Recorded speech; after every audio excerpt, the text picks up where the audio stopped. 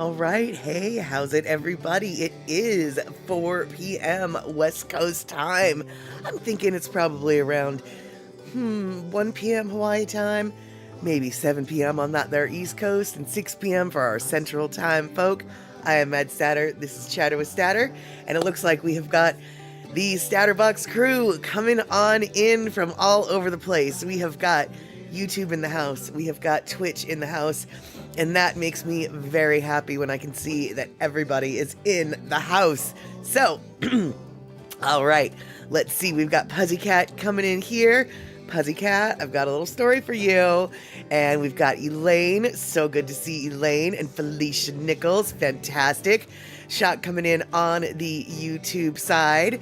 And let's see here, Elaine also repping the YouTube side. So, no complaints coming from Elaine. And it looks like everybody's happy to see everybody. So, Elaine's going to be K for just a minute, but that's okay. No problems. No worries.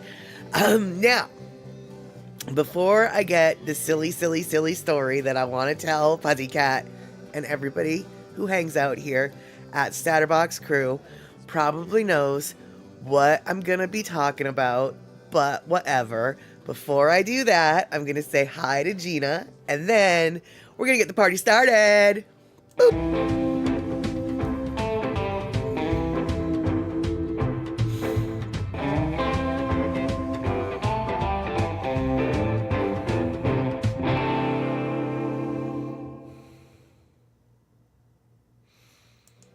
All right then. So, the story is not important.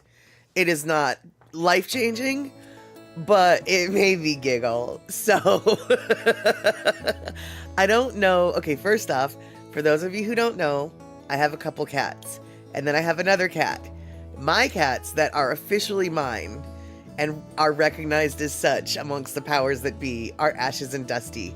And they are black cats. But I have a silver tabby that basically treats me like a hotel. And I allow him to come in and use the facilities and eat at the buffet and sleep where it's warm because he's a cutie. But I didn't have a name for him. Pussycat, on the other hand, did have a name. Suggested his name was Leo. And when I asked Leo if his name was Leo, Leo said, meow. And he acknowledged the name, which I had been asking him his name a bunch of different names, and never did they even cross his ears. But as soon as I said Leo, he was like, okay, we can work with this. That's who I am. I feel like that is me. So Leo is Leo, and Leo does his own thing. Now, on the note of Leo does his own thing, lately, and I don't know why suddenly this is happening, he has decided to start coming in up through my open kitchen window instead of through the cat door. So, okay, that's a little change in plan. Well, the other night was the first time I saw him doing that. And I don't know, I think he was late for work. Because clearly he had been in a heavy sleep. He hopped in through my window, and I saw his little face peek up, and he sat there in the windowsill for a minute, and he had clearly, just woken up. I mean, have you ever seen, I don't think I've ever seen a cat with pillow face before. With wrinkles in his fur over how much he was asleep, and he was still not even awake. You could see in his eyes, why did I jump in onto the windowsill? I'm kind of hungry, I guess. And so he hopped down off the windowsill and started eating, and then he sort of just looked at me, and he still had pillow wrinkle face, even though cats are supposed to be too dignified to get pillow wrinkle face. But Leo managed to have pillow wrinkle face somehow, even amongst his fur. He is just cocky Wonkas, and I don't know, Pussycat, he looked like he just had woken up from sleeping hard. And yeah, shock, I wish you could sleep with that, right? I mean, it was undignified. It was an undignified dignification or whatever. It was the cutest thing though. And then, so, he ate a whole bunch of food, then hopped back down out through the window. I don't know why the window is suddenly his mode of entry. When the door was open, the cat door was there. But I guess maybe if there's a cat on the porch, it's just easier to do the window. I'm sure there's a method to the kitty cat madness. All I know is I have never seen a cat look so bedraggled. I mean, he honestly looked like he had to be at work in an hour before, and he had looked at the clock and realized, oh my God, I'm late for work. I gotta grab something to eat before I go catch my shift. And so he just was running ragged or something. Now, I don't know where he works. I don't know what his shift entails, but I think he was late for it because he definitely did not look like he was running smooth or having a good morning. Now, granted, it wasn't morning, it was nighttime, but I figure maybe for a cat, nighttime is like morning, maybe. So he definitely, yeah, it was a rough start to the day. It's just a sharper. So yeah, that was the cute little story. Like I said, it's a story that doesn't matter about anything. But as soon as I saw Leo and his funny face, all jiffered, you can quote me on that, I couldn't help but think, oh, Pussycat would love this. Pussycat would love this so much. And so there you go. And and let's see here. Shock, one of Cindy's cats likes to yell at her window at 1 a.m. to get her to let back inside. Yeah, my cats do that too. And my cats, literally, I mean, they have a cat door. They have indoor-outdoor access 24 hours a day. But, yes, sometimes in the middle of the night, instead of walking around to the backyard, climbing over a fence, and then walking in the backyard to the back porch to go through the cat door? Well, that's just way too much to ask when I'm already underneath your front-facing bedroom window, which is right next door to the front door that I know you can open. And so, yeah, I've had, Dusty is especially guilty of just meow, meow. And it's like, dude, I know you know.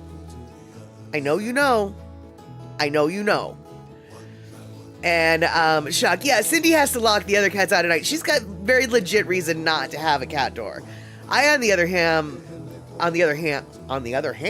okay, let's have another ham. I, on the other hand, live dangerously with the cats that I allow in my house. So, let's see here. So, Shock, your dog is super cute using her dog bed regularly now and expects to be brushed. Oh, if she gets in there, that is so cute. So training you.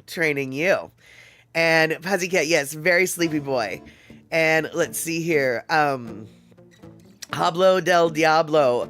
I don't know what that means other than something about being a devil.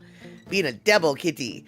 And let's see here. Gina, did I get my house all painted? Most of it is painted. The very backyard part is not painted. And then this one corner is not painted yet because, or the trim in this one corner is not painted. Because the last few times Chad tried to paint that area, there was a wasp's nest that he just could not get under control.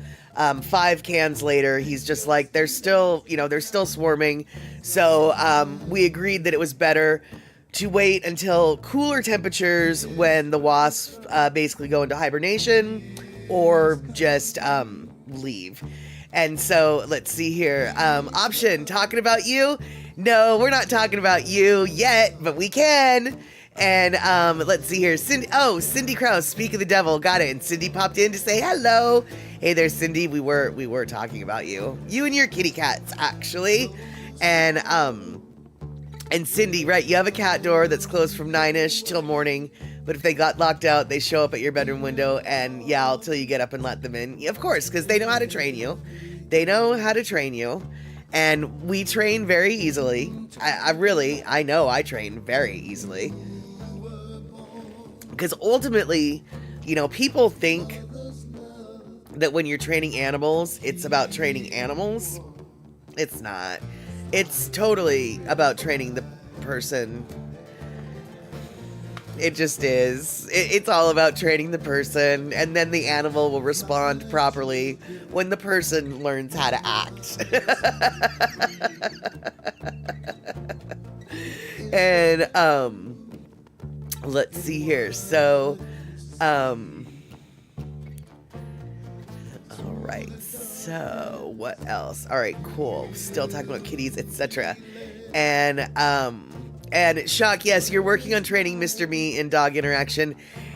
Yeah, you know, some people just don't have the knack. I don't really know what it is about animal people versus animal clueless people. Some people, I think, just have the knack. Other people really don't or something. And the reason why I say that, and I say that as someone who I do feel like I have a bit of the knack to talk to the animals. I use the term talking to the animals very loosely. I don't have conversations with them about if they like to get their toenails painted or how they feel about walking through puddles.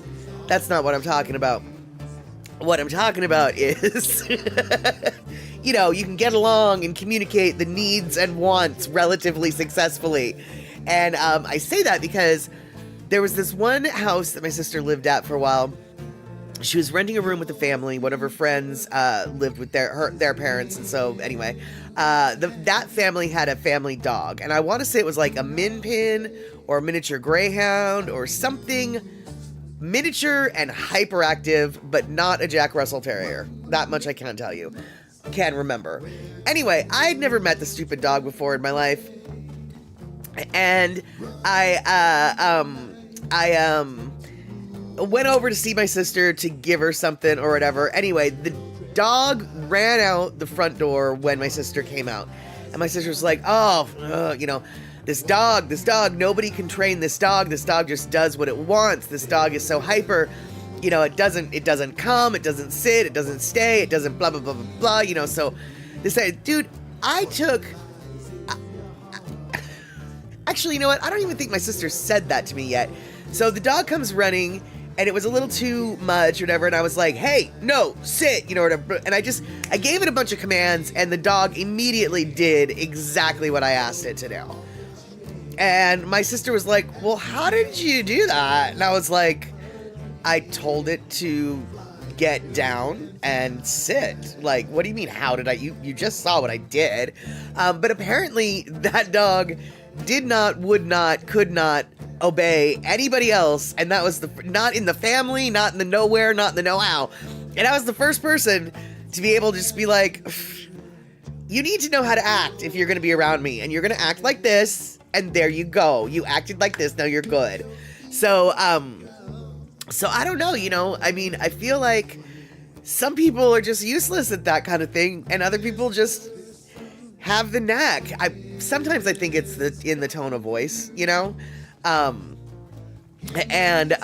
Shock, yeah, a dog recognizes authority, and if you don't have it, the dog knows. And I do think that is partially it. That's what I try to tell people when they're like, well, how do you get them to listen? It's like, first off, you have to believe that you know that they know what you're saying. So even if they've never been trained on the term sit, it doesn't matter. If you say sit with a commanding enough voice, they might, through context, figure out what it is you want to have happen. Like, not only do I mean it, I know you know what I'm talking about is kind of also a mindset you have to, even if they don't, you still have to pretend like, I know you know. Now, obviously, you're not going to beat a dog into submission if they're, you know, if they don't know, because if they don't know, they don't know. You're going to show them, you know, put your butt down, and you're going to give them, you know, good, positive reinforcements when they do finally figure it out. But you kind of have to act from the get-go. You know what I'm talking about. You know what I'm talking about. And for another, this is a sad example actually of you gotta mean it. You gotta sound like you know what you're talking about. I had a foster dog named Darla, and she was a Chihuahua mix. Maybe even a full-bred Chihuahua, I'm not quite sure. But she's like an old-school Chihuahua. You know, she's kind of tall, she's got the pointy nose. She, you know, wasn't the carry it in a pack kind of dog at all. You know, she and I definitely had some leader of the pack struggle issues, shall we say. But she did recognize me as the leader of the pack most of the time. And she was a really, really good dog, except for she would not follow any commands in regards to like sit or stay or anything like that. But I could also tell that like she kind of knew what I was trying to tell her, but she just really wasn't sure what I was trying to tell her. And so when I acted all authoritative like that, she would definitely get submissive and just be like, I'm trying here, I just don't know what you're talking about. And she was an older dog when I got her. She was very smart. Clearly, even though she had a mind of her own and was a little bit yappy and had problems with biting men, she was a piece of work. We eventually found her a forever home, but she took some work. But I could also tell that somebody at some point had worked with her, because whenever we were in a car, driving around in the car, she knew, I didn't have to teach her this, she knew to stay in the car until released from the car. So I could have all the car doors open, and she could be running hyperactive mess in the car, bouncy, bouncy, bouncy, ready to get out, ready to get out, ready to get out. But until I told her it was okay to get out of the car, she would stay in the car. So obviously at some point, somebody somewhere had spent some time with her teaching her how to act, you know? Even though she had kind of forgotten some of those lessons, I think. Anyway, so as it turns out, so as I said, we did find her a forever home. The forever home people loved her so much. Bought her wardrobes upon wardrobes, ballerina dresses, Seahawks cheerleader outfits, a sweater for every occasion, a life vest for when they went out on the boat. I mean, she was a spoiled little pupper dupper. And we found out after we got her the forever home, the gentleman who adopted her, he was Native American, but his girlfriend was from Mexico. And his girlfriend spoke Spanish. Neither he nor I spoke Spanish. Darla spoke Spanish. Yeah, Gina, I was fostering her. I fostered her for about a year. And Darla, as it turns out, spoke Spanish. So all the times that I was trying to be assertive, I mean, a gentle assertion, but, you know, sit, come, stay, she understood something was happening, but she didn't understand the words I was using. So she would just roll over and show her belly like, I just give up. I'm trying to be good. I'm being submissive, but I don't know what you're talking about. And so once the girlfriend started speaking Spanish to her, suddenly, literally, Darla turned into a whole new dog. I mean, she absolutely, like, clearly Spanish, English was not her first language. Spanish was her first language, which we had gotten her from the Oakland Humane Society, and she was a Chihuahua from Oakland. I mean, I guess it should have occurred to us that she might speak Spanish. I don't know. But yeah, as it turned out, she spoke Spanish. And so, so there you go. There you go. And, let's see here. Shock, Ellie will not roll over and show her belly. She never has in the 11 years that you've known her. Well, you know, I can't say what her puppy ways were, but I'm guessing now she might not want to roll over on her belly because she probably can't roll back over. She's not flexible enough. But hey, Michael Anthony Smith, so good to see you. I did see you come in the middle of my little conversation about Darla, but I didn't say hi because I didn't want to get distracted, because you know what happens when I get distracted. But good to see you here, and I'm glad that you thought that the Darla story was nice. Yeah, the Darla story is very, very nice. She did, like I said, she was a real piece of work at the time when we got her. She, the fostering unit that I worked with at that time, well, the only one I've ever worked with, we would have, events at various pet stores, with the foster animals on display for people to see if they wanted to adopt them. Well, Darla was really, for the most part, a hopeless cause, because she would just growl at everybody. We would have to, at these events, we would have to keep a towel over her cage because she was just so out of control. And that's no way to get adopted. That's no way. If your dog, there's no way you're going to be getting adopted when you're growling and barking at literally every single thing. And so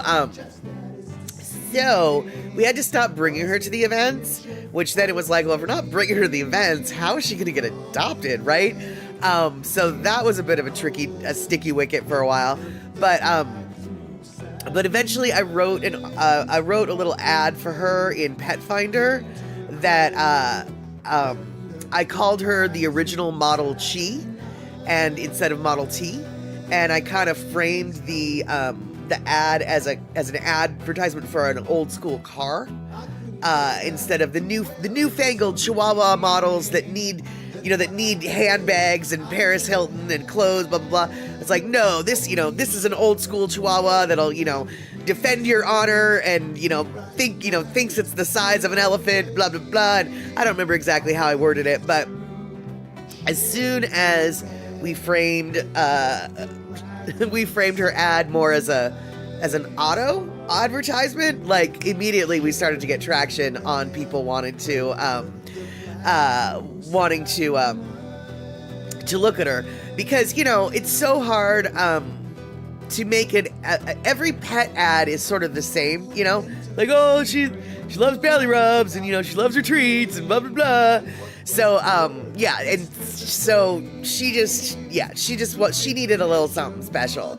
And so, Michael Anthony Smith, it is late for you and your early morning ways. So you go night-night, and I hope that in the morning your slumber will make your yucks have gone away. I think you know what I'm trying to say, even if that didn't make any sense. So let's see here. Yes, and Pussycat, Kylo just got in trouble for barking at the dog walking by the house. He's very protective. Yes, that is what the dogs are really for. Darla, even though she was tiny, probably was the most effective guard dog I could ever have hoped for. Not only was she a loud barker, she would nip at you. I mean, granted, it would just be at your Achilles heel, but she would nip. I had a couple friends who were literally afraid to come to my house when Darla was there, because she had acted like she was going to bite them. And actually, she did bite one of them. It was just a little nip. And no, I didn't tell the fostering people, because it was like, the skin didn't break. Like,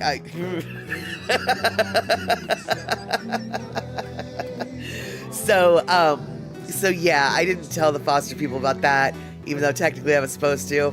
But, whatever. She ended up in a very happy home with another kitty. And like I said, the people loved her. She really was a cute little dog. And she really she didn't really like cats, but she put up with them, which was good, because Dusty had no problem sleeping on her. And okay, guys, I'll stop in a minute. I know this is just like, oh, crazy cat lady talk now. But I have to say, my favorite time once with Dusty in the house and with Darla in the house, something was going on outside, and Dusty just was full of piss and vinegar, running circles around the house, jumping off of the chairs, jumping off of the tables, jumping off of whatever. Anyway, he launched himself off of the ottoman and landed on Darla's back, and Darla was like, what? And he ended up riding her, like literally riding the dog, who he was almost as big as, through the house. As she's trying to run away, he's all just on top of her, riding through, riding around. And then he finally fell off, but it was very cute. It was very cute. And let's see here. You're making me want another cat, but Ellie likes to chase him. Well, my best guess is Ellie can only chase the cat for so long. Ellie looks like she's only so fast and has only so much energy left in her. So my best guess is a kitty might be able to get up high, get up safe, and point and laugh at that old dog, because that kitty will probably have a little bit more energy than little Ellie Mae. And I know, Pussycat, I really wish I'd gotten a video of it, because it literally would be like something that would be America's Funniest Home Videos. I mean, the cat was riding the dog, and the cat was almost as big as the dog. I've seen online, cats that ride dogs, but they're like, a golden retriever dog with a cat on them. This was like a chihuahua with a cat on them. And oh, really, shucks. So Ellie is shockingly fast and energetic when she feels like it. Well, that's cool. Awesome. And let's see here. So, okay, Pussycat, though. Your dog wants your ice cream. I can't help but ask what kind of ice cream. Maybe I want some too. And let's see here. Felicia. Female versus male dogs. Phoebe, it's raining and I'm not going outside. I pottied yesterday. Thunder, it's wet and muddy and I'm never going inside ever. Yeah, exactly.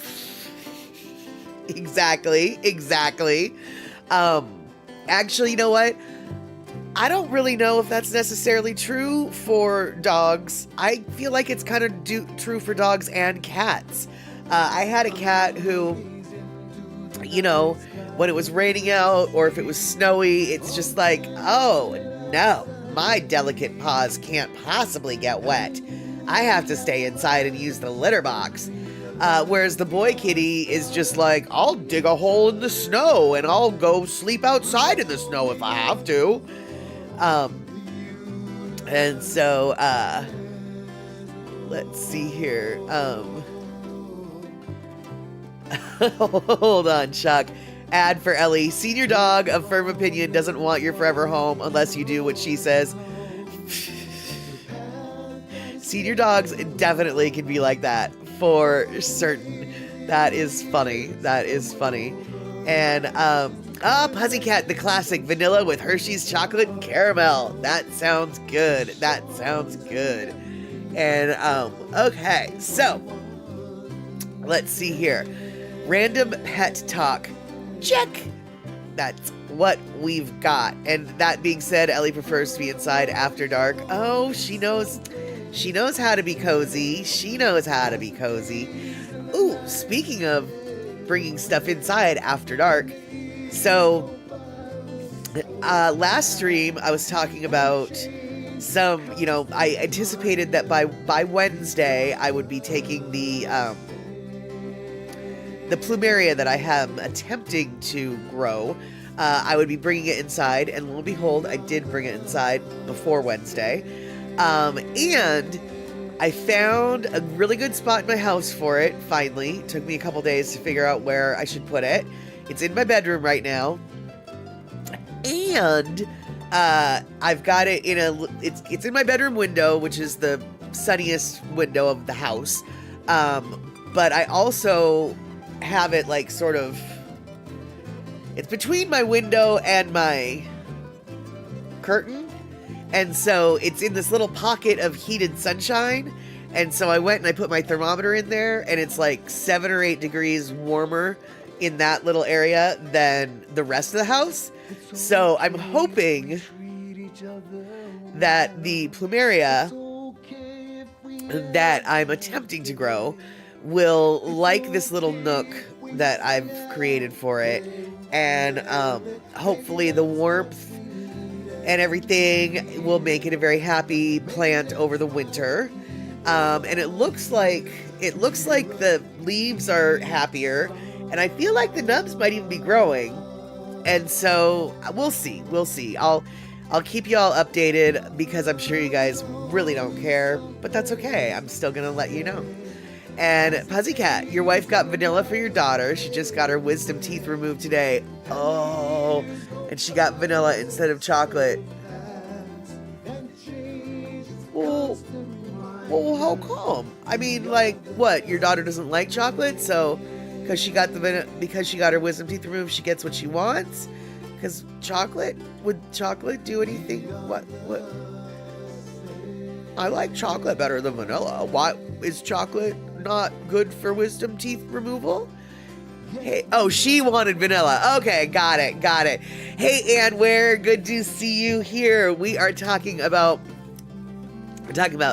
funny dog stories, funny cat stories, and also ice cream. Cause do I need to explain why we're also talking about ice cream? We're just talking about ice cream.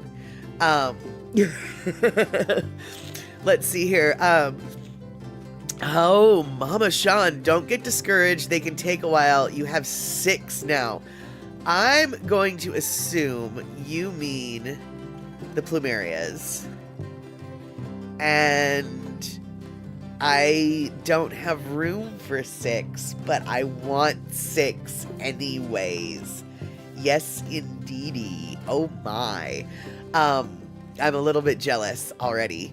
And Rick, hey, a late dinner made you late. That's okay. Good to see you there, Mr. Rick. And exactly, Anne, chocolate ice cream is medicinal. Certified info, that is. Precisely. But Pussycat, oh, you've got 3 different flavors of syrup. So what? You've got your chocolate, you've got your caramel. What was your other flavor of syrup that you've got? And, excuse me. Let's see here. And you know, Aware, yeah, I don't know what's going on. I'm literally, like, as this stream is happening, I'm like, oh, I feel myself getting like I need to blow my nose.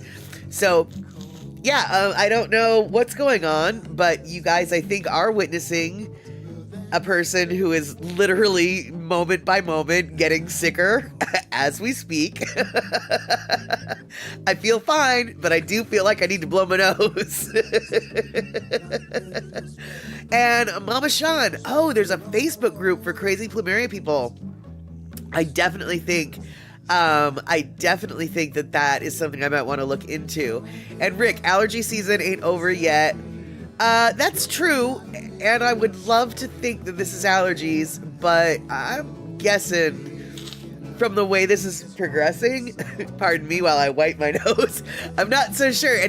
And where I feel fine, other than like, oh, I kind of like need to go blow my nose. And I definitely feel like my eyes are starting to water. So actually, you know, it could be an allergy thing. Let's say that it's an allergy thing, shall we? All right, let's just do that. Let's see, what do I've got? Yeah, exactly, Chuck. Let's not get into people nose digging here. No, we don't need to do that. But I will think about doing something to make it so I can go grab a Kleenex. So what am I gonna do for right now? I know what I'm gonna do for right now. Okay, we're gonna have a Lono listening break because that's the easiest video for me to grab right now. This is, hey Darlene, yes, you made dinner a bit later, and we're gonna talk about your dinner in just a minute. Actually, I'm gonna put you on the spot because I made some good dinners the other night, because with fall, I don't know, something about a good, tasty, warm dinner. There we go. So, we'll talk about dinner in a minute, but right now, Lono Listening Moment. This is the latest version of Mr. Moon off of the Life is Pretty Good album by Molokai Evie Band. You can get the latest album called Life is Pretty Good at lonomusic.com. And you've heard the song before, I'm sure, because there are several versions of this song on a couple different albums. I think this will be the 3rd version that he has released over a third album. So yeah, this is the latest version of that tune, Mr. Moon. Boop.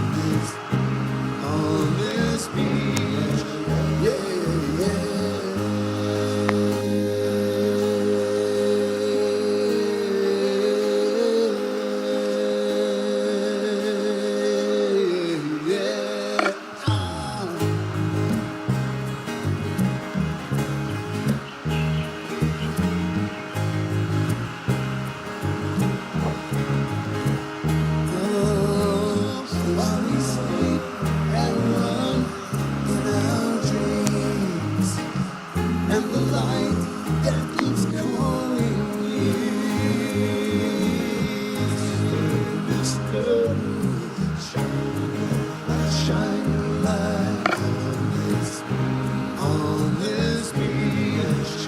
Yeah, yeah. Mr. Shine your light on this beach. Yeah, yeah.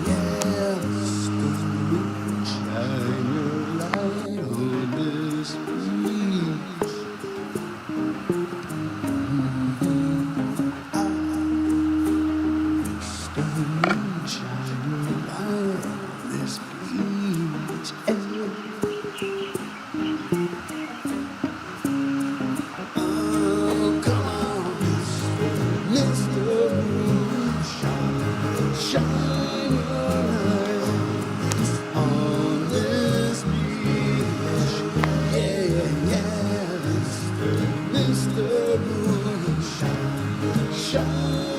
your light on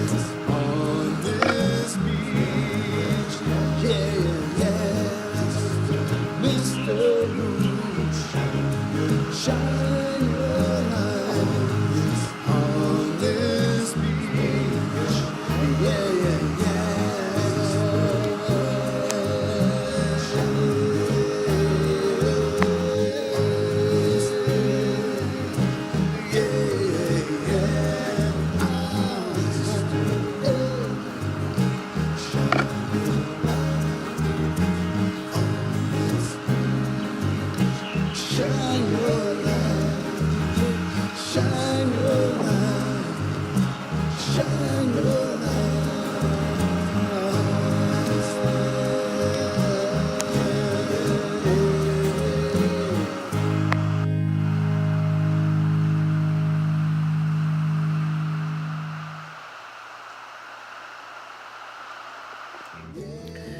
Right, there we have it, and good to know, Rick, coming in on the YouTube side, that things are flowing smooth over there as well. I don't know if you guys were hanging out last night on Daily Pigeon Live with Andy Bumatai and James Monet, but I swear to goodness gracious, the interwebs were having some issues. It seemed like his stream was unable to come through without lagging and you know, buffering and all the like. So I'm glad that whatever interweb madness was happening there, it's no longer happening here. And so good to hear that both streams are, you know, being okay. And Rick, the electromagnetic flux caused that. I thought that might be the case. Whether or not I know what I'm talking about, different story entirely, but I actually did think that was the case. And Deb, good to see you coming on back. And Pussycat, you had barbecue hamburgers and fries before the show, and you had the icing of the cream, the creaming of the icings. Yummy, yummy, yummy. So yeah, your belly is full, I bet. And where, yeah, the fall colors are starting here too in Seattle. It is definitely getting to be, a crisp Seattle. This Puget Sound area, September is one of our most beautiful months, but it's sunny, and some people call it second summer because it doesn't rain that much. But it is kind of chilly. So yeah, definitely at night it is getting into the 50 degrees, and the leaves are starting to just be like, oh yeah, we need to start turning colors. Our color isn't green anymore. We're kind of purple, or maybe red. And yes, that's right. That's what the leaves sound like. That's what they sound like. And let's see here, Cindy. That electromagnetic flux caused 5 earthquakes near Modesto in less than 24 hours, so they say. I have never heard of such shenanigans, but it makes me wonder if it was the electromagnetic stupid flux that made my ankle the other day. I think it was last Sunday. Last Sunday, my whole body was just full of bone aches, And I think that was due to the weather pressure change, because later that night, boy, did the weather change. I didn't look up what the weather was going to be, so I had no idea. But later that night, a storm rolled in, and I was like, oh, I'll bet you that's what this was all about. So, yeah, I don't know, electromagnetic flux, pressure changes in the weather systems. I have no idea what causes what, but I do know that last Sunday I was in a lot of pain. My bones literally ached, and it was not, and it was weather related. I could tell it was weather related. It's just the strangest thing to turn into old granny on the front porch with her trick knee telling you about the storm coming on Tuesday, but hi, my name is Matt Statter. That is what I'm evolving into. I didn't know my evolution would include such a thing. But Shock saying you did a lot of internets yesterday, Eve, and had no trouble with anything. Yeah, it might have just been of outgoing server issue for Andy's particular, stream. I have no idea what it was, but boy, it was annoying. it was annoying. It was annoying. And let's see here. Darlene, your shoulder and neck pretty achy too. Right. I mean, are we turning into a weather station here, Darlene? I feel like I'm turning into a weather station. So are you probably. And Shock, I have non-magnetic steel in there, I hope. I have no idea. I walk through metal detectors without a problem. So does that help with that? And let's see here. Puzzy Cat, we just got our first cold front of the year in Florida today. It's not very cold, but it's a little cooler, and it's going to rain. Puzzy Cat, just out of curiosity, what's a little cooler? Are you like 75 degrees now? Do you need a jacket? Is it 70 degrees? I am curious what cold is in your neck of the woods. And let's see here. What do we got here? And Aware, what the heck is electromagnetic flux? It's something to do with the solar flares, I think, on the moon. No. Yeah. Quote me on that. Yeah. Aware, it's something to do with the solar flares on the moon. The moon has the solar flares. The moon has the solar flares. All right, then. First off, Rick says it's something he made up. Fair enough. But this is what I do know. Something's been going on with the sun. And the northern lights have been showing up further south. And that is... and that apparently is something to do with solar flares. Electromagnetic flux? I don't know. But the solar flares generally, though, they don't... solar flares don't usually come from the moon. Even though I say they've come from them, they don't come from the moon. And let's see here. Puzzy Cat, our overnight lows are about 5 degrees lower in the high 60s. Oh, that's actually a lot cooler than I anticipated you were going to say. So, okay, that's actually legit chilly-ish for you. And when I say for you, actually, sometimes for me, like, when it's 90 degrees, and then suddenly it goes to, like, 67. 67, in theory, is my ideal temperature. But when it goes from 90 to, like, 67, I'm bundling up in socks and long pants and a sweatshirt. So as much as I'd love to make fun of you, I can't, because I get cold like that now, too.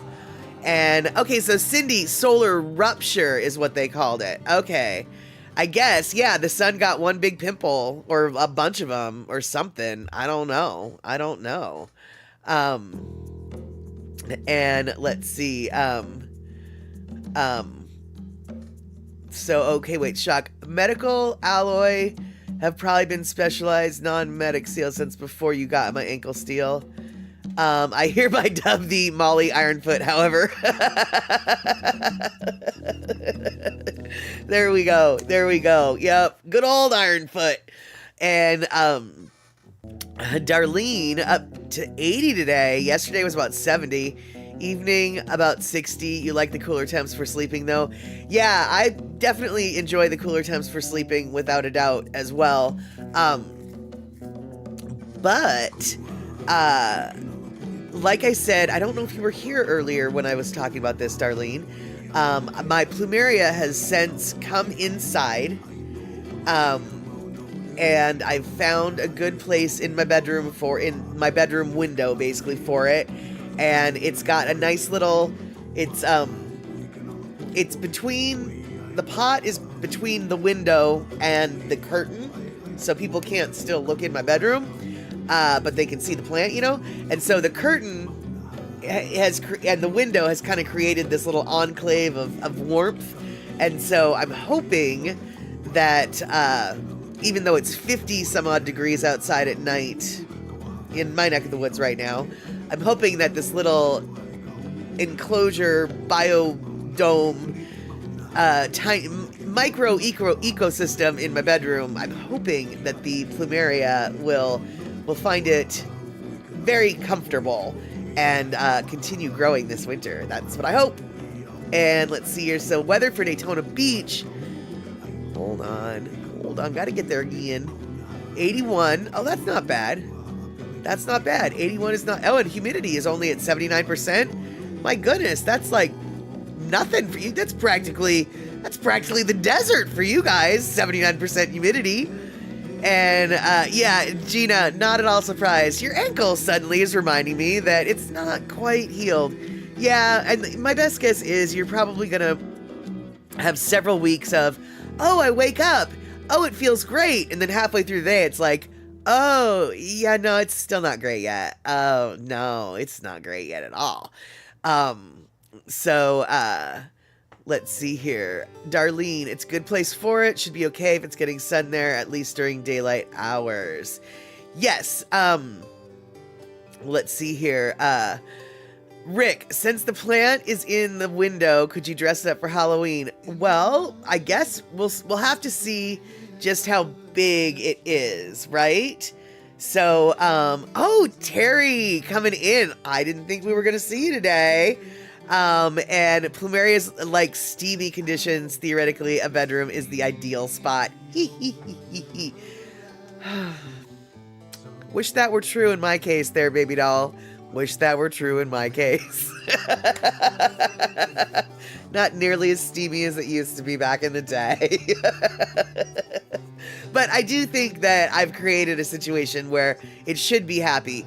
And the best thing about it is it's right above the baseboard heater. And I don't use the baseboard heater very often, but during super cold spells, I will. And so it'll be basically in the warmest spot of the house once that happens. And the window faces south, like directly south.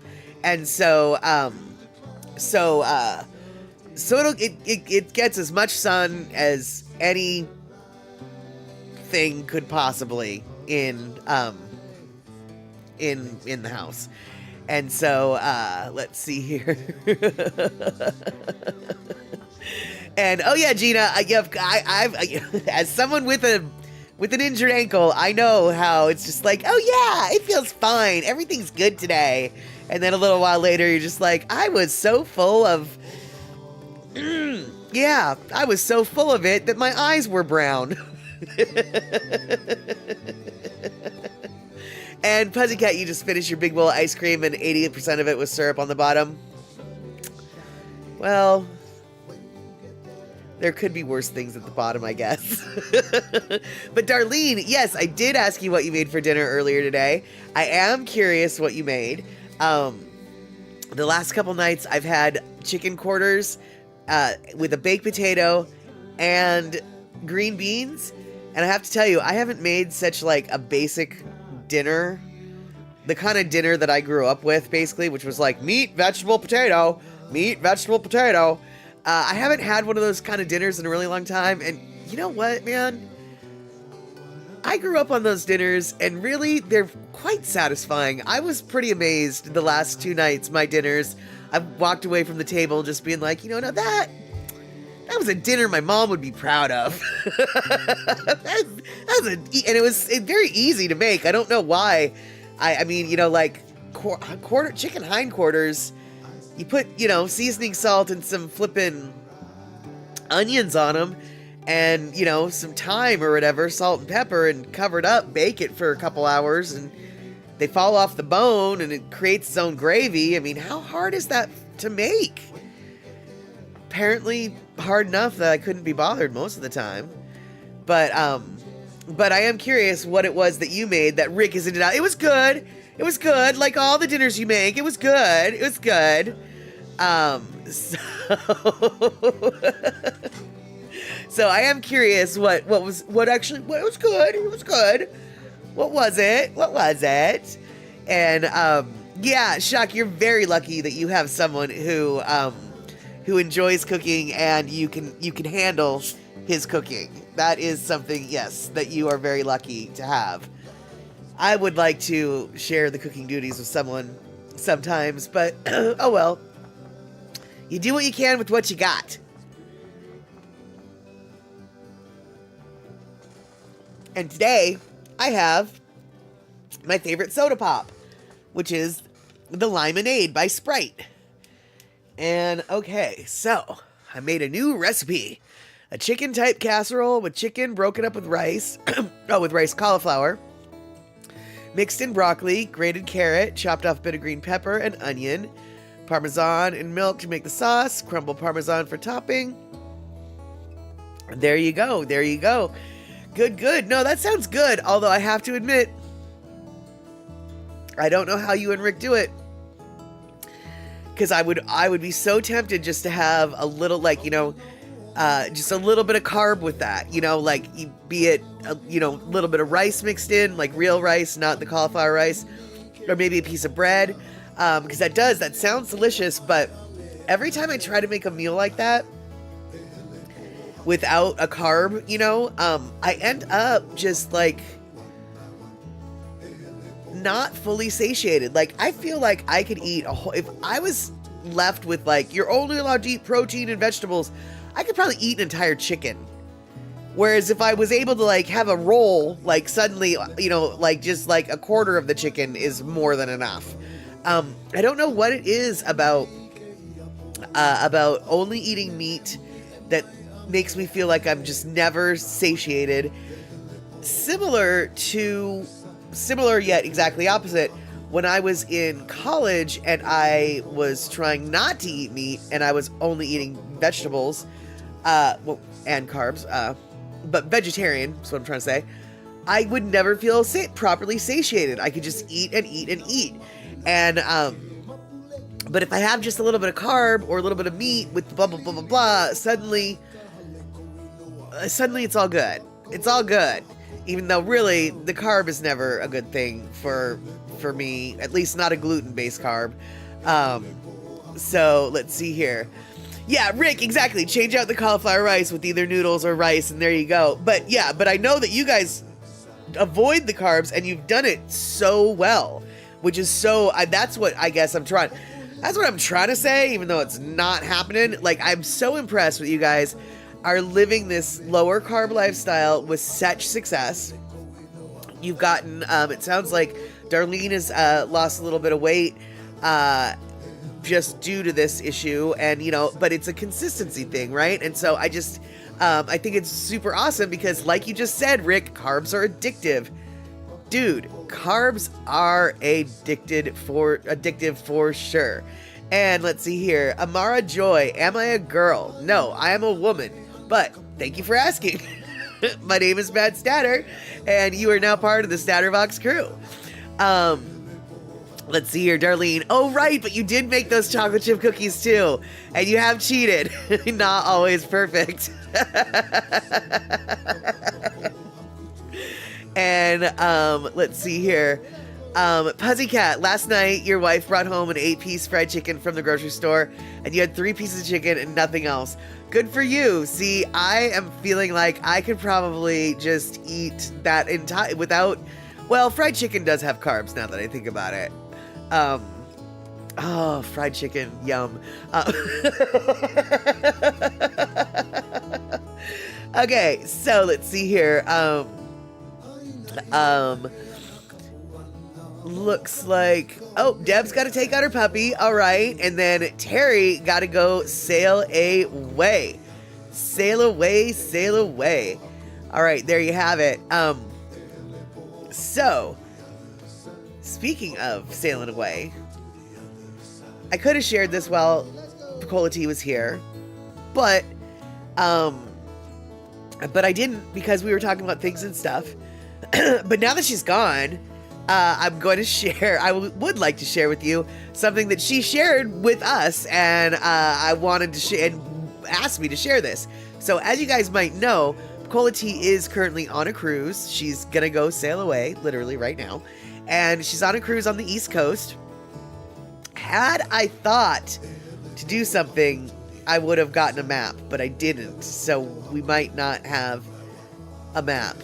We might, we'll see. Anyway, what we've got here is a couple of videos from Pokoletee, and they are videos right around Portland, Maine. So I guess like one of the videos is going past the head of, I don't know. One of the videos is of the head, and then the other one is coming into the old port or something.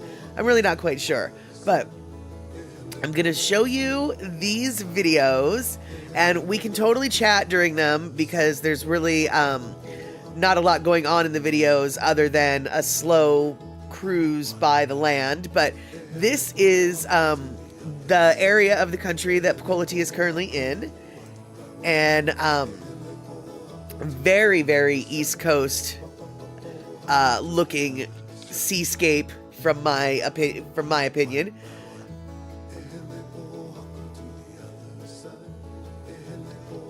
I mean, if that's not a classic Rocky Shore lighthouse looking situation, I don't know what is. So beautiful, but I'm not gonna lie, it looks kind of cold. I mean,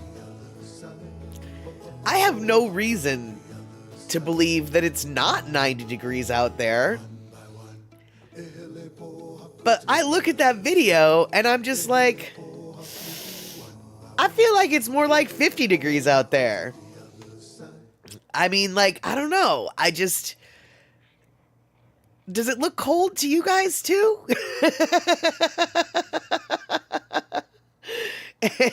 And see Honda, good to see you.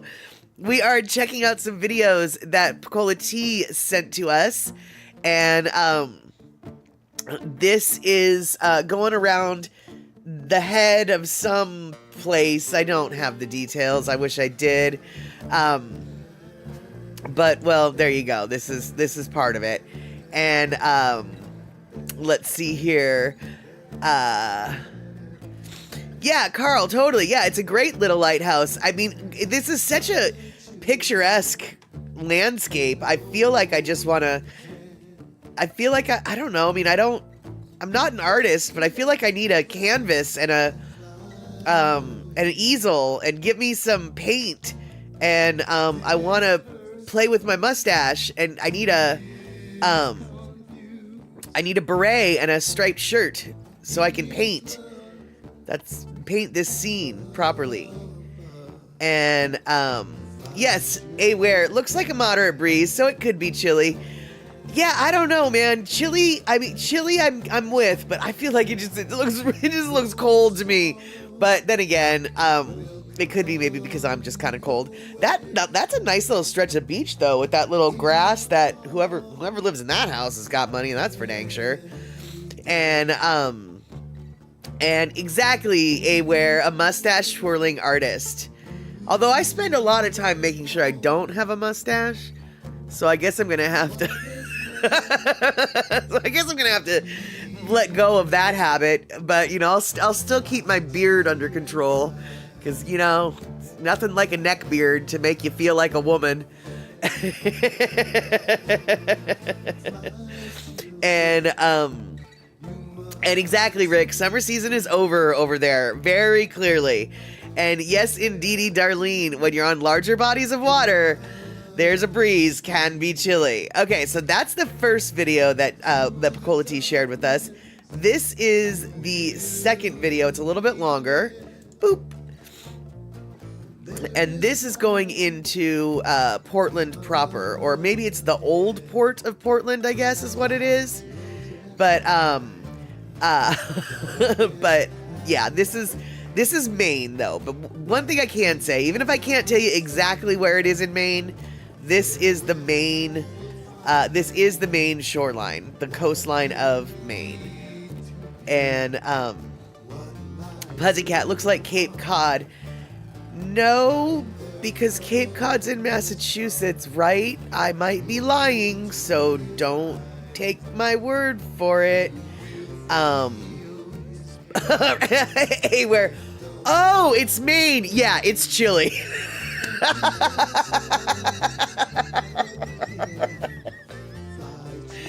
Yeah, I mean, like, by definition, right? You know, it seems like I just associate Maine with cold. Even if it's flippin' July, I'm still like, bring a sweater.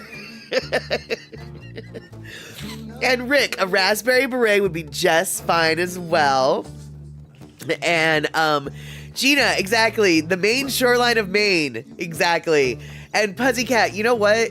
There could be Canada in the distance. I actually don't have a good mental map of what Maine looks like and where Portland is versus the Canadian border. So for all I know, we could be looking at parts of Canada, but I don't know. And okay, where Cape Cod is in Massachusetts, so I'm not just making that up. And yes, you love Maine, she says, but if you're on the coast with some wind, it'll be brisk. It'll be brisk. There you go. All right, so yeah, I'm not going to do any cueing of musics for two reasons. First off, nobody needs to hear me sing, "She wore a raspberry beret."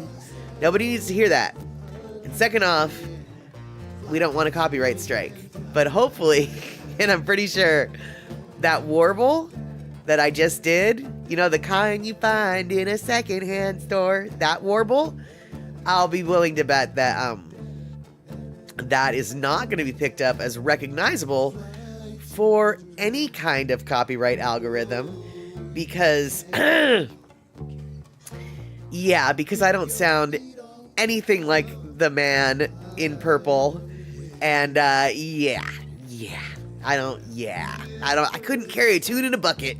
So hopefully that little computer that figures stuff out was just like, I don't know, man, that was like a bunch of frogs croaking in the night or something.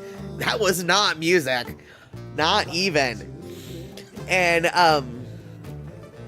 yeah, Darlene, it's a good song, just not when I sing it. It's a great song, just not when I sing it. Hey, though, you know, speaking of, yeah, exactly, Music Bot is confused. And Rick, isn't there some kind of 10-second rule of music? I think it's 5 seconds. But yeah, there is. Yeah, you can get away with playing so much before you get dinged. But I think it's like 5 seconds. But I also think, don't quote me on that, I don't know what I'm talking about. But I do think it's like actually kind of it's shorter than you would expect, I guess is what I'm saying. And, but okay, so speaking of Prince, now I don't know whether or not this is true, but I have read this from multiple sources. And the answer to the question I'm about to ask, first off, I have no prizes for this answer, but from what I understand, the answer to this question is actually legit. But, and I'll give you a hint, it's not the color you think. What was Prince's favorite color? And I'll give you a hint, it's not the color you think. What was Prince's favorite color? Darlene says red, which, good guess, Darlene, no, but good guess, because the obvious guess is wrong. Pussycat coming with purple, that's the obvious guess, and no, actually, oddly enough, no. It's not purple. It's not red, it's not blue. And it's not an obscure color. It's a color we've all heard of. It's not like, it's like aubergine. And it's like, no, it's just, you know, it's like, oh, it's a lime green with a 2.5 scale yellow tone in the background. Nope, it's not that either. It's not black, it's not pink, it's not green. You guys are, I mean, eventually you're gonna have to fall on it because there's only so many colors out there. It's like I said, dude, nope, not black. You got it, Rick. Rick got it. Ding, ding, ding, ding, ding. It is orange. Orange was his favorite color.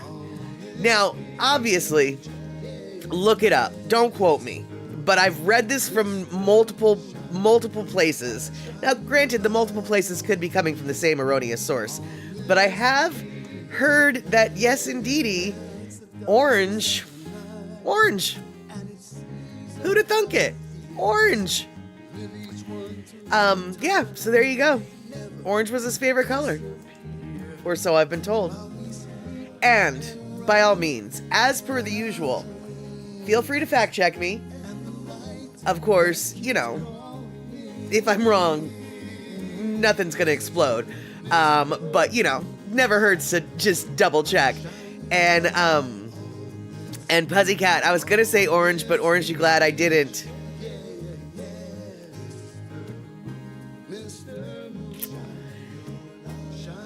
Of course. How did I not see that coming a mile a flippin' way? And Darlene, yes, you were close with red. I was just like, oh, she's one step off. I mean, I actually did think like, oh, we're going to get it real quick. But no, apparently nobody likes orange. And you know, it's really weird. As much as if someone asked me like, what's your favorite color? I would never say orange. But when you look around my house and in my bedroom, especially, it's all, there are so many shades of orange in my house. I obviously must find orange to be the most soothing of colors, which doesn't really surprise me. I grew up in the 70s. I mean, rust and, you know, harvest gold was kind of a thing. So, you know, harvest gold, rust, that, well, mix it. You get orange when you mix those two, basically.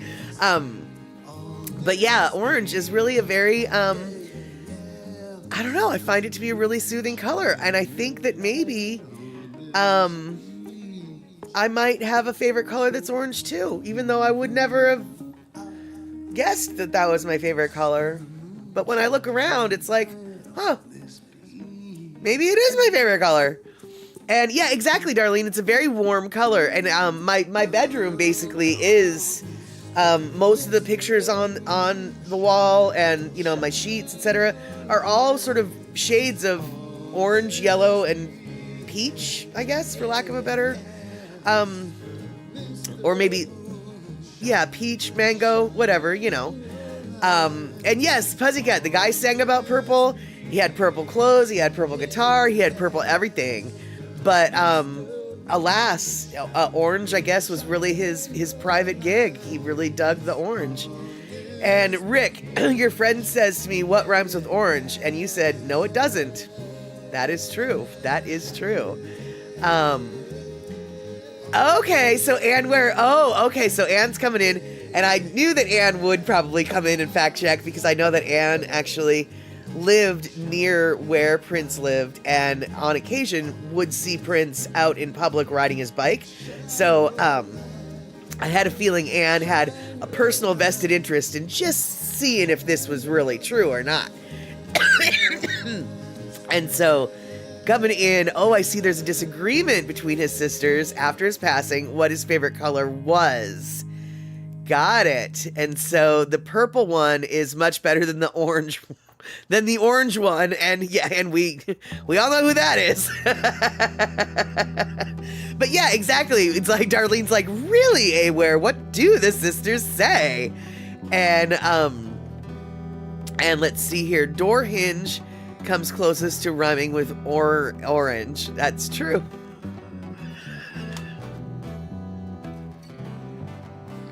That is true. And your ex used to talk about the fruit that doesn't rhyme. I feel like there's gotta be a rhyme to orange. And yeah, door hinge is probably as close as I can get right now, but there's gotta be. Yeah, exactly, Gina. He who must not be named. You know, the funny thing is, I had a name for him, and I referred to him as the Cheeto Overlord for a while, and a lot of people, like,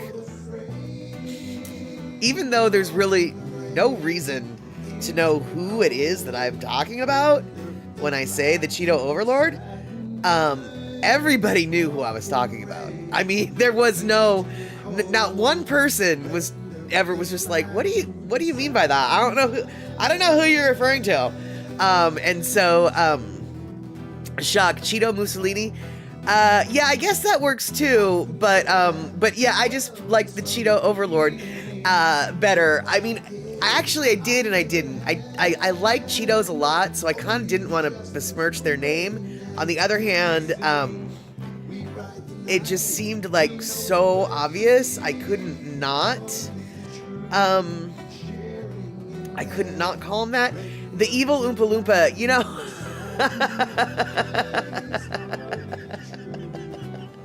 As accurate as that may or may not seem, I am not so sure.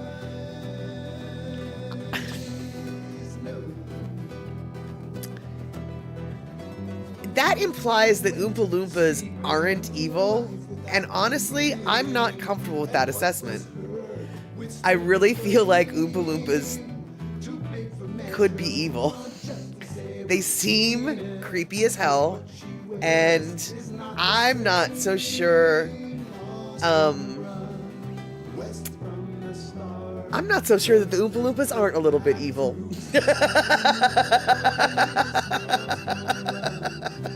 I do know that they know how to take care of business. Exactly, and the Oompa Loompas are kind of sketchy. Like, they clearly work together to solve a problem, but the way they solve that problem might be ethically a little bit questionable.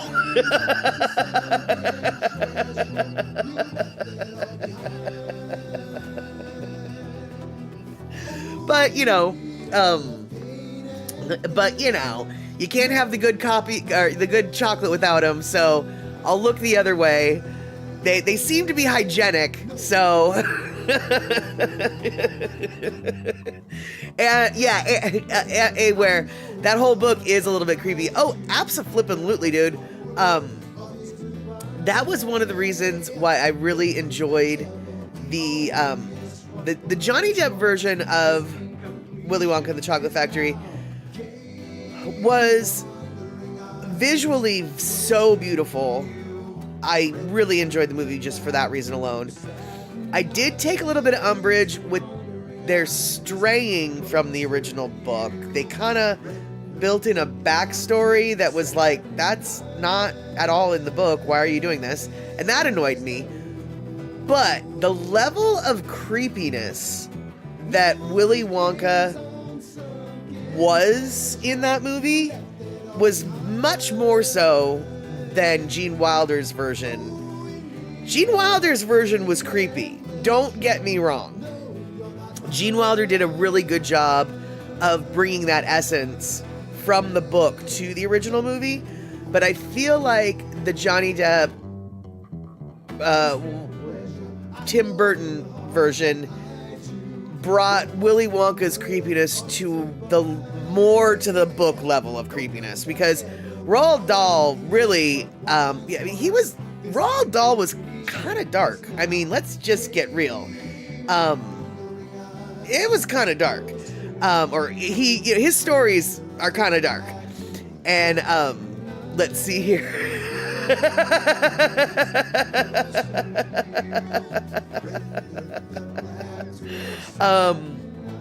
And let's see here. And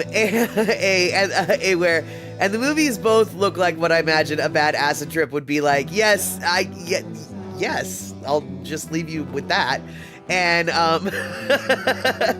and yes, the Gene Wilder's film with the boat ride is terrifying, and a little bit more terrifying, I guess, than the Depp version. But I will say, I saw the version with Johnny Depp in IMAX, and that boat ride in IMAX was amazing. It was a cinematic. You felt like you were riding the boat you felt like your chairs were moving. The IMAX experience of the boat ride in the Johnny Depp version was intense. Not in the same way as the Gene Wilder version, which was more anxiety intense, whereas the boat ride in the IMAX was just experientially intense, as it were. The boat ride in both of the films, actually, I really I liked the boat ride scene for different reasons, but both movies did the boat ride scene very, very well. That's what I'm trying to say there. Let's see here. Another creepy Depp movie is Alice in Wonderland, a 2010 film directed by Tim Burton. Exactly. And in fact, even though I've never seen that movie yet before, the reason why I am called Mad Statter is because of that movie. It was the era of when I was entering roller derby when that movie came out, and I had to pick a roller derby name, and so and by that point I had already broken myself, and so I realized I was going to be an official rather than a skater, and so another official who came into the scene right around the same time I did, we were both searching for our derby names at the same time, and we ended up, I was actually kind of impressed with how awesome both of us did. We not only did we pick the best derby names ever, we actually won awards for our derby names because both of us were non-skating officials, which meant we took a lot of statistics and we enforced a lot of rules. So Mad Statter was what my name was, and he chose his name to be Wizard of Laws. And oh my god, dude, it was brilliant name choosing on his. He chose Wizard of Laws, and I was like, no fair. I want Wizard of Laws. Like, it was such a great name, right? But over the years, both of us actually won awards for best derby name.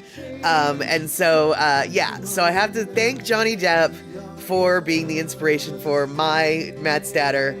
And then I don't think I need to explain to you where Wizard of Laws came from, but also an excellent derby name for a non-skating official. So yeah, we're the coolest. We have the coolest names, and it's all thanks to movies and Johnny Depp. And let's see here. Pussycat, you did consume a river of chocolate sauce. That part of the movie was your favorite, next to the squirrels in the funnel room. Nice. Yeah, here's the deal. As a fat kid myself, the whole Augustus Gloop drinking from the chocolate river, I mean, I'm not gonna lie, dude. That would have been me. I mean, like, I'm not even gonna pretend. Like, that would have been me. The gum, couldn't care less about the gum. The nuts, don't even care about the nuts. The squirrels, no, I don't want one of those squirrels. The being on TV, couldn't care less. That entire river is made of chocolate? I need to go swimming now. Yeah, I know it will ruin the chocolate for everyone, but me. I'll eat the chocolate that's been on me. Here, look, I'll eat that chocolate. Look, no problem. right? Yeah, exactly, Pussycat. You'd do it. Precisely. What wouldn't? Who wouldn't? Why wouldn't? I mean, I know why wouldn't, because you shouldn't, and it is gross and whatever, but not really. I mean, seriously. If you had the opportunity, oh, you had the opportunity to dive into a river of chocolate, are you telling me that you wouldn't do it? Aware, question, is it milk chocolate or dark chocolate? I don't know. I would assume milk chocolate because that would be my dream. But this is a dream. And so if it needs to be dark chocolate for you, then it will be dark chocolate for you. And let's see here. Mama Sean, you have the Alice and Red Queen tat from the Johnny Depp version, quarter sleeve. Wow. Whoa, dude. I'm going to assume you saw that movie. I'm going to assume you enjoyed that movie. Awesome. Oh, that is awesome. And let's see here.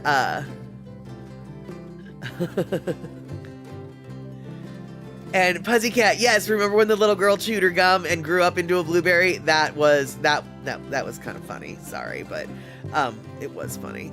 And C Honda, get me a chocolate fountain. I don't want a chocolate fountain because then I'd have to clean the chocolate fountain. Just get me access to a chocolate fountain.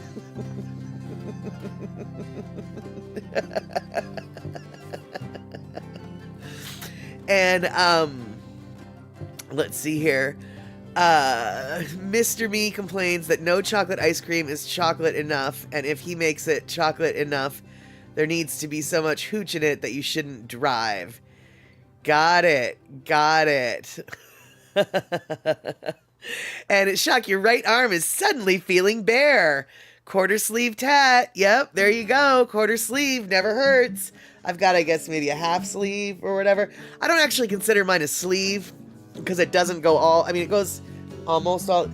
I don't really consider mine a sleeve, but people do refer to it as a sleeve. So there you go.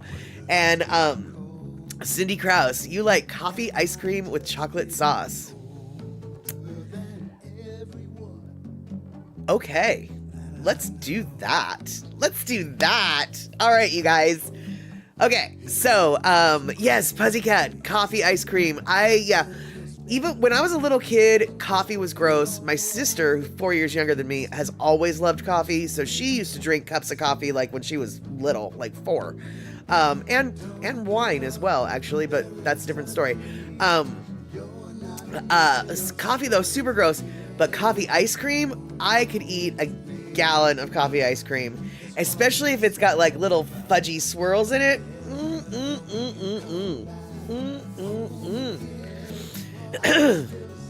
And let's see here, Cindy Krause bragging, coffee ice cream is the best. I make my own.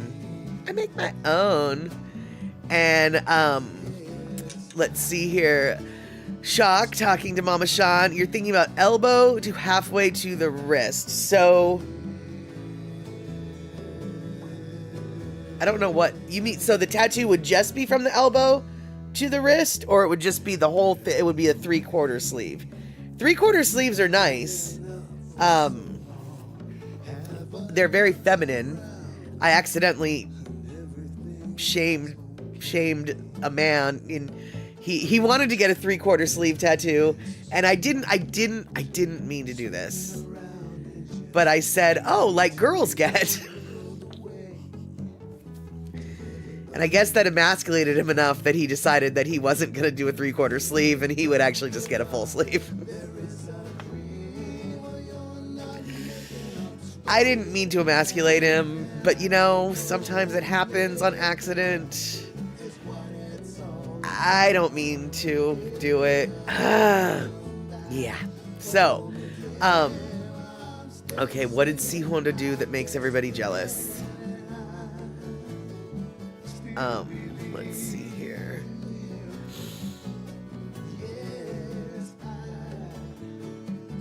Rick, oh my god. Rick, talking about chocolate coated espresso beans. I don't like to start eating those because I won't stop. You get a little bit wired and you get little coffee bits in your teeth and then you won't stop. until they're gone. And then you want more because you've suddenly turned into a caffeine addict and you flippin' need to think that you need more coffee, but you don't need more coffee, you just need more coffee beans. And it's okay because you're not drinking coffee, you're just eating the coffee beans, and the coffee beans will be fine, and it's great for dessert, and I want some more, but now I can't sleep, because it's 10 o'clock at night and I've started eating the coffee beans, and the coffee beans are gonna keep me up until 2 a.m. But I'll eat those though.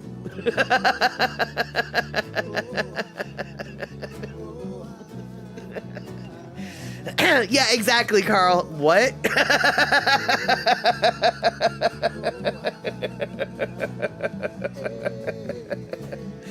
Oh, let's see here.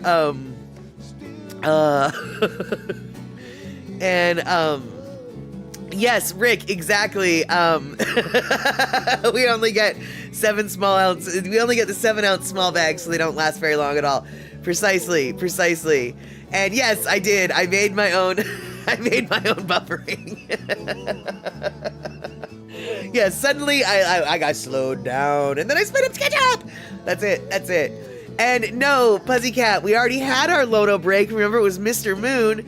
But instead, what we're doing is we're going 3 minutes over, which means we need to leave and have a break, exactly, before the Daily Pigeon. So, I'm throwing down the little emotes that oftentimes Puzzy throws down when it's time to, when we're going into overtime, even though this is not an overtime signal, it is an overtime signal on my stream. There we have it. Yes. So, let's see here. Wait, hold on.